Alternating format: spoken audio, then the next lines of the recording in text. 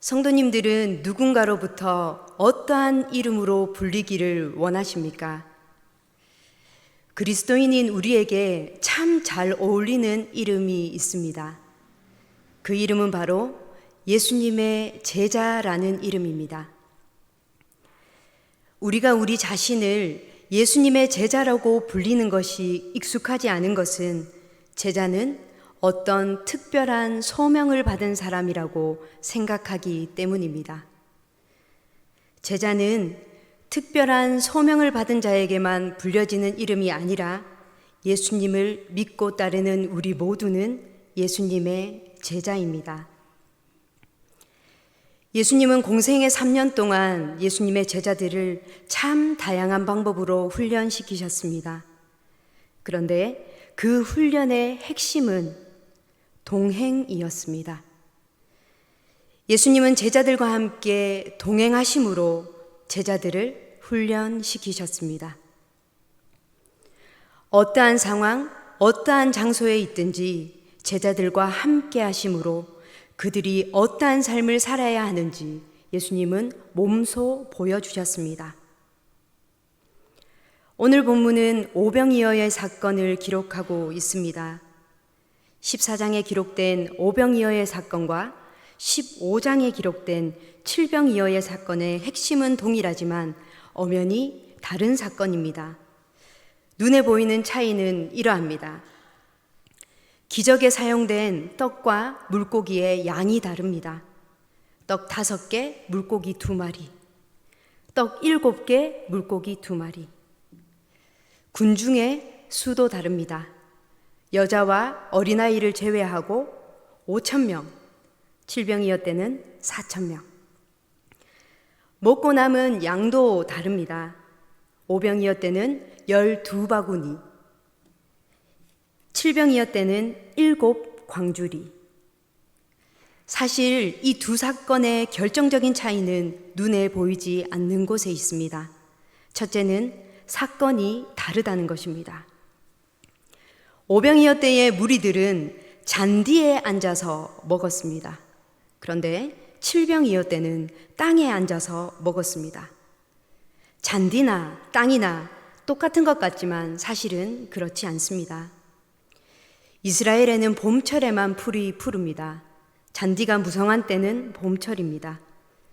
여름에는 비가 오지 않고 덥기 때문에 풀이 다 바싹 말라 있습니다. 다시 말하면 오병이어는 잔디가 있는 봄에 일어난 사건이고 칠병이어는 여름에 일어난 사건입니다. 둘째는 대상이 다릅니다. 예수님께서 오병이어의 사건 후에 두로와 시돈 지방으로 가셨습니다. 이곳에서 데가볼리를 거쳐서 다시 갈릴리 호수로 오셨습니다. 데가볼리는 한 곳을 지칭하는 지명이 아닙니다. 데가볼리는 10도시라는 뜻인데 갈릴리 호수 동쪽과 남쪽에 위치한 10개의 이방 도시를 가리킵니다. 예수님께서 주로 활동하신 지역은 갈릴리 호수 서편과 북편으로 유대인 지역입니다. 정리하면 이렇게 말할 수 있습니다. 오병이어의 사건은 유대인들을 위해 베푸신 기적이요, 칠병이어의 사건은 이방인들을 위해 베푸신 기적이라는 사실입니다. 이것이 우리에게 주는 영적인 의미도 매우 큽니다. 하나님께서는 이방인들에게도 유대인들과 똑같은 은혜와 사랑을 베푸시는 분이라는 것입니다. 사도 바울은 로마서에서 이렇게 말씀합니다. 로마서 10장 12절에서 13절 말씀입니다. 우리 함께 읽겠습니다. 로마서 10장 12절에서 13절입니다. 유대인이나 헬라인이나 차별이 없음이라 한 분이신 주께서 모든 사람의 주가 되사 그를 부르는 모든 사람에게 부요하시도다. 누구든지 주의 이름을 부르는 자는 구원을 받으리라. 아멘. 우리가 믿는 주님은 차별이 없으십니다. 모든 사람에게 동일한 사랑의 주님이 되어 주십니다. 주님을 찾고 부르는 모든 이에게 풍성한 은혜를 주십니다.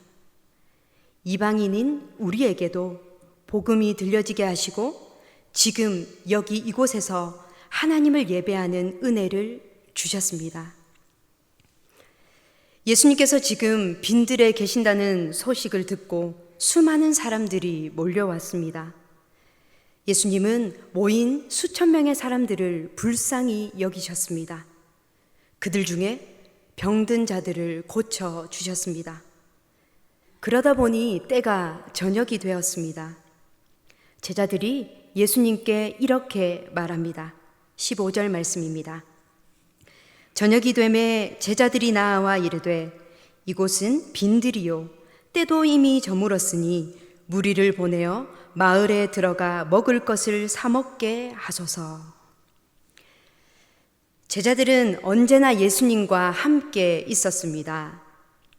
하나님의 아들, 하나님으로부터 하늘과 땅의 모든 권세를 부여받으신 분, 모든 것이 가능하신 분, 하나님의 아들, 어떠한 병도 고칠 수 있을 만큼 능력이 많으신 예수님과 함께 있어도 배가 고픕니다. 예수님과 함께 있어도 배는 고픕니다. 예수님과 함께 있어도 고난이 찾아옵니다. 우리가 아무리 주님과 함께 있다고 할지라도 주님으로부터 밀려오는 은혜를 공급받지 못한다면 우리는 굶주릴 수밖에 없습니다. 주님으로부터 생생한 영의 양식을 공급받지 못하고 성령님의 도우심을 구하지 않는 삶을 살아간다면 우리는 영적인 빈곤을 느낄 수밖에 없습니다. 같은 장소에 예수님과 함께하고 있지만 제자들과 무리들은 배고픔을 느낍니다. 배고파하는 무리들을 바라보며 제자들이 예수님께 나와 말했습니다. 예수님, 이곳은 빈들입니다. 해가 지고 있습니다. 어서 저 많은 사람들을 마을로 보내서 먹을 것을 사 먹으라고 하세요. 이렇게 말하는 제자들에게 예수님께서 말씀하십니다. 16절 말씀입니다. 예수께서 이르시되 갈 것 없다. 너희가 먹을 것을 주라. 아멘. 갈 것 없다. 너희가 먹을 것을 주라. 다시 말하면 예수님께서 제자들에게 이렇게 말씀하시는 것입니다. 이 무리들의 굶주림을 해결해 주는 일은 너희들의 일이야. 제자들은 적잖게 당황했을 것입니다. 왜냐하면 그곳은 빈들입니다. 아무것도 없습니다. 또한 수천 명을 먹일 돈이 그들에게는 없었기 때문입니다. 그리고 결정적으로 제자들은 유일한 생명의 양식이신 예수님이 그들과 함께 계신다는 사실을 인식하지 못했습니다. 예수님은 무리들을 바라볼 때에 긍휼의 눈으로 바라보셨습니다. 수천 명의 무리들의 생명의 양식이 되어주길 원하셨습니다.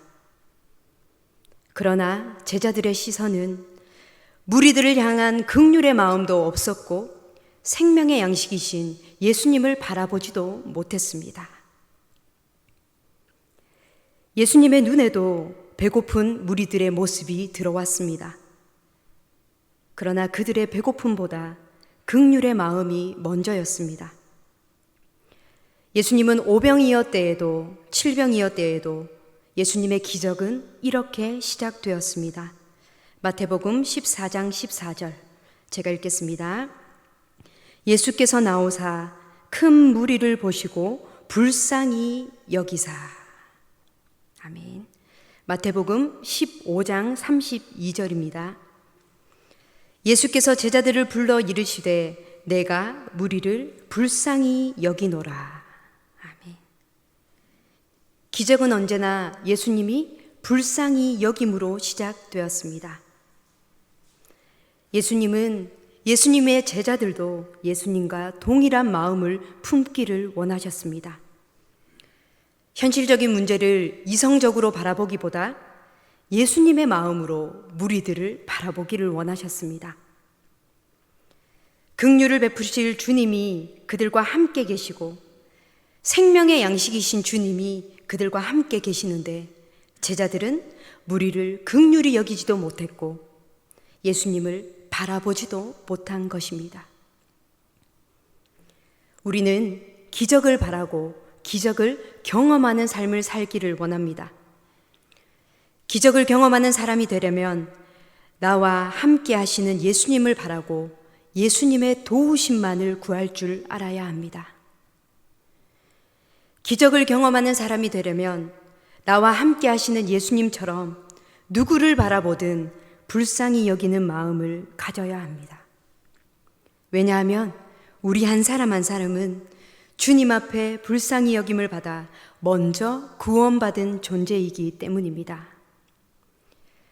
불쌍히 여기는 마음을 가지고 주님의 도우심만을 구하는 그때 하나님께서 우리를 통해 역사하기 시작하십니다. 예수 그리스도의 십자가를 통해 하나님의 사랑을 경험한 자는 누구를 대하든 그를 긍휼히 여기며 사랑하게 됩니다. 어떠한 순간, 어떠한 상황에서도 나와 함께 하시는 예수님의 도우심만을 구하는 삶을 살게 됩니다. 예수님은 분명히 무리들의 굶주림을 해결해 줄 책임이 제자들에게 있다고 말씀하셨는데 제자들은 무리들이 배고픈 이유와 책임이 그들 스스로에게 있다고 말합니다. 예수님, 이곳은 빈들입니다. 해가 지고 있습니다. 어서 저 많은 사람들을 마을로 보내서 먹을 것을 사 먹으라고 하세요. 갈 것 없다. 너희가 먹을 것을 주라. 그러자 제자들은 말합니다. 17절 말씀입니다. 제자들이 이르되 여기 우리에게 있는 것은 떡 5개와 물고기 2마리 뿐이니이다. 제자들이 가진 것이 그것밖에 없어서 이렇게 말한 것이 아닙니다. 앞서 말씀드렸다시피 제자들이 놓치고 있는 중요한 사실이 있습니다. 그들 곁에 생명의 양식이신 예수님이 계시다는 사실을 놓쳤습니다. 예수님을 통해 공급받을 생각을 전혀 하지 못했습니다. 예수님께 도움을 요청하지도 못했습니다. 제자들이 가진 것이 떡 5개와 물고기 2마리 뿐이라고 말할 때 예수님은 이렇게 말씀하십니다. 18절입니다. 이르시되 그것을 내게 가져오라 하시고. 아멘. 우리 주님은 영적인 감각도 전혀 없고 예수님의 의도를 전혀 알아채지 못하는 제자들이 가지고 온 그 보잘것없는 그것을 무시하지 않으십니다. 우리 주님은 제자들이 가지고 있지 않은 또 다른 어떤 것을 요구하지도 않으십니다. 가지고 있는 그것을 주님께 가지고 오라고 말씀하십니다.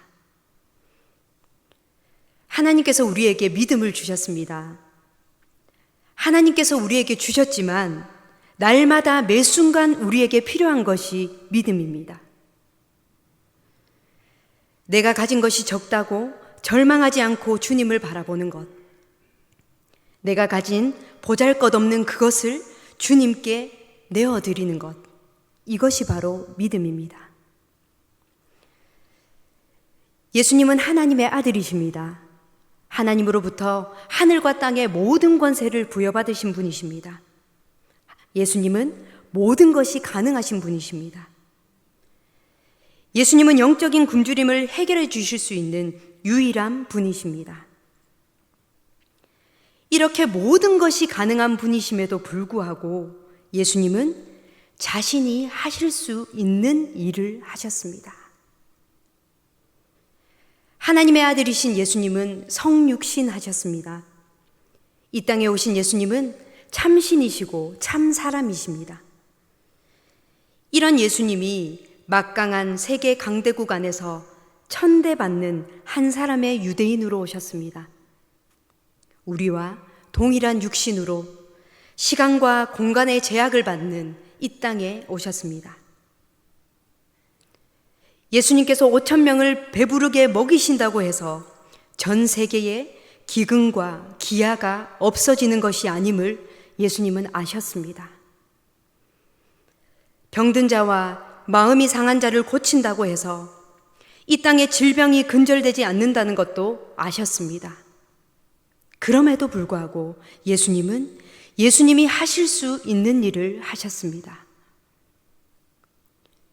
이 땅에서 가르치고 고치시고 천국 복음을 전하시는 것, 불쌍히 여기고 사랑하는 것, 십자가를 지시는 것, 유일한 생명의 양식이 되시는 것, 육신의 제약과 시간의 제약을 받고 있는 이 땅에서 예수님은 모든 것이 가능하시지만 예수님 자신이 하실 수 있는 일을 하셨습니다. 예수님께서 우리에게 바라시는 것도 이것입니다. 우리가 할 수 있는 일을 하는 것입니다. 예수님처럼 우리도 거창하고 거대한 것이 아닌 내게 주어진 작은 것으로 내가 할 수 있는 일을 하는 제자가 되어야 합니다. 오병이어의 사건은 사복음서에 모두 기록될 만큼 중요하고 의미 있는 사건입니다. 예수님은 떡 5개와 물고기 2마리를 가지고도 큰 무리를 먹일 수 있는 능력을 가지고 계십니다. 또한 이 사건을 통해 인간의 모든 경제적인 문제에 대한 해답을 가진 분이심을 증명하고 있습니다. 예수님만이 유일한 생명의 양식임을 밝히 보여주는 사건입니다. 기적이란 인간의 일상적인 경험에 비추어 보면 드문 현상일 뿐이지 영 불가능하다는 말은 아닙니다. 하나님의 관점에서는 기적도 일상이 될 수 있고 평범한 일이 될 수 있습니다. 그곳이 주님의 통치와 다스림을 받는 곳이라면 말입니다. 예수님으로 인해 떡 5개와 물고기 2마리가 수천 명의 사람들이 배불리 먹고도 12바구니가 남을 만큼 놀라운 기적이 일어나게 됩니다. 남은 조각을 12바구니에 거두었습니다. 20절, 21절 말씀입니다. 다 배불리 먹고 남은 조각을 12바구니에 차게 거두었으며 먹은 사람은 여자와 어린이 외에 5천 명이나 되었더라. 아멘. 왜 예수님은 다 배불리 먹고도 남도록 하셨을까요? 왜 성경은 배불리 먹고 남은 사실에 주목하고 있을까요? 예수님은 의도적으로 배불리 먹고 남도록 역사하신 것입니다. 그 이유는 우리 하나님은 풍성한 하나님이라는 것을 보여주기 위함입니다. 우리 하나님은 풍성한 하나님이십니다. 로마서 10장 12절 말씀 같이 읽겠습니다. 유대인이나 헬라인이나 차별이 없음이라. 한 분이신 주께서 모든 사람의 주가 되사 그를 부르는 모든 사람에게 부요하시도다. 아멘. 고린도후서 8장 9절은 또한 이렇게 말씀합니다. 함께 읽겠습니다. 우리 주 예수 그리스도의 은혜를 너희가 알거니와 부요하신 이로써 너희를 위하여 가난하게 되심은 그의 가난함으로 말미암아 너희를 부요하게 하려 하심이라. 아멘. 빌립보서 4장 19절 함께 읽겠습니다. 나의 하나님이 그리스도 예수 안에서 영광 가운데 그 풍성한 대로 너희 모든 쓸 것을 채우시리라. 아멘. 하나님은 우리를 부요케 하시고 풍성하게 하시는 하나님이십니다. 말씀을 정리하겠습니다. 제자들은 오늘 빈들에 서 있습니다. 하나님의 자녀가 되는 것, 예수님을 따르는 제자가 되는 것은 어쩌면 빈들에 서 있는 것과 같습니다. 아무것도 없는 빈들, 배고픈 빈들, 내 것이 점점 떨어지고 마침내 내 영혼 깊은 곳에서 내가 깨어져야 할 것이 있다는 것을 깨닫는 곳이 빈들입니다. 하나님은 우리 각 사람을 예수님을 따르는 제자로 삼기 위해 빈들로 우리를 부르십니다. 빈들에서 우리는 하나님의 도우심이 얼마나 필요한지를 절실히 배웁니다. 빈들에서 우리는 전적으로 하나님을 의지하는 법을 배웁니다. 빈들에서 우리는 하나님만이 우리를 충만하게 채워주시는 분이심을 배웁니다. 빈들에 있는 우리를 하나님께서 마침내 찾아내십니다. 그리고는 우리를 부르셔서 말씀하십니다. 그들을 불쌍히 여기라. 너희가 먹을 것을 주라. 예수님, 이것뿐인데요. 괜찮다. 그것을 내게 가져오라. 우리는 오늘 빈들에 서 있습니다. 하나님의 사랑으로 채워야 할 빈들에 서 있습니다. 생명의 양식으로만 충만케 할 수 있는 빈들에 서 있습니다. 먼저 나를 불쌍히 여기시고 사랑하신 예수님의 십자가 은혜를 다시금 새기시기 바랍니다. 나를 구원하시고 주님을 따르는 제자로 부르셔서 나에게 있는 이 작고 연약한 그것을 가지고 오라고 말씀하실 때 주님께 맡길 수 있는 은혜를 입으시기 바랍니다. 예수님만이 우리의 육신의 굶주림과 영적인 갈급함을 동시에 해결해 주실 수 있는 유일한 생명의 양식이 되십니다. 인간의 근원적인 문제를 해결해 주실 수 있는 분은 예수님 뿐이십니다. 풍족히 먹이시고 풍성케 하시는 예수님은 온 세상을 구원할 메시아, 모든 죄인을 구원하시기에 부족함이 없으신 분이십니다. 하나님이 하실 일이 있고 우리가 해야 할 일이 있습니다. 예수님은 이 땅에서 예수님이 하실 일을 하셨습니다. 우리는 우리가 할 수 있는 일을 하면 됩니다. 우리의 삶의 자리가 빈들 같지만, 때로는 배고프고 고독하지만 그곳에 주님이 함께 하심을 기억하시기 바랍니다. 구원의 은혜를 먼저 경험한 우리를 제자 삼으시고 수많은 영혼들을 맡기시며 그들을 불쌍히 여기라 하십니다. 내게 있는 작고 부족한 그것을 주님께 가져와 맡기라고 하십니다. 그들을 불쌍히 여기라. 너희가 먹을 것을 주라. 예수님, 이것뿐인데요. 괜찮다. 그것을 내게 가져오라. 우리의 삶의 자리가 믿음으로 순종하며 사랑하는 삶의 자리가 되시기를 간절히 소망합니다. 우리의 삶의 자리가 예수 그리스도를 통한 하나님의 풍성하심이 드러나는 기적의 자리가 되시기를 간절히 소망합니다.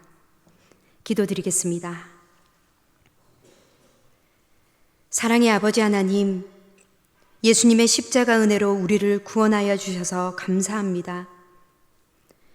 예수님과 함께 동행하며 살아가게 하시니 감사합니다. 너무나도 부족하고 연약한 우리를 주님을 따르는 제자로 불러주시니 감사합니다. 주님이 우리와 함께 하시지만 주님의 뜻을 깨닫지 못하고 주님의 도우심을 구하지 못했던 우리의 무지함을 용서하여 주옵소서. 세상의 것들로 우리의 영혼을 만족해 하려 했던 우리의 교만함을 용서하여 주옵소서. 긍휼의 마음 없이 모든 이유와 책임을 상대방에게 돌리려 했던 우리의 허물을 용서하여 주옵소서. 예수님만이 우리의 구원이시며 예수님만이 우리의 만족이심을 믿습니다. 날마다 주님의 도우심만을 구하며 주님께서 우리에게 맡겨주신 사랑의 사명을 기쁨으로 감당하는 삶을 살게 하옵소서. 예수님의 이름으로 기도드립니다. 아멘.